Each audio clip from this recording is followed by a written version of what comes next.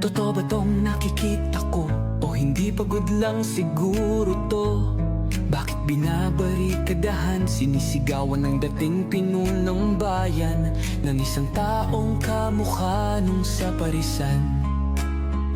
Syudad nila na minsang aktibo sa karahasan, ngayong malinis at progresibo kaysa sa ilan. Sigaw nila siya na ang mamuno, para mga durugista ay tumino. Dating pinupuri, tinitingala, nagbigay dangal sa lahi. Pag may lumalapit, abot tenga ang ngiti. Mahal ko ang Pilipinas, di ako papapi. Ipinanganak ako sa bayang mapagtimpi.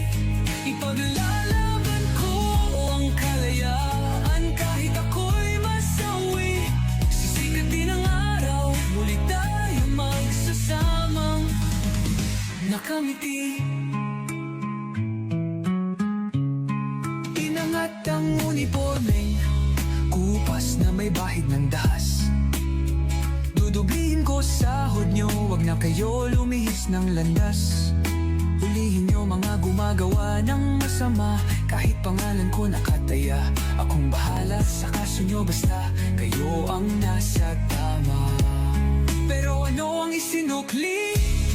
Bakit kayo nagpunyagi? Pinakain nyo sa mga estranghero ang 80 na lolo'y parang may mali.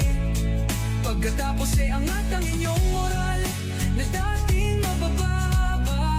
Grabe ang isinukli, parang dumukot ng tae. Tapos nilagay sa kamay, sabay sampal.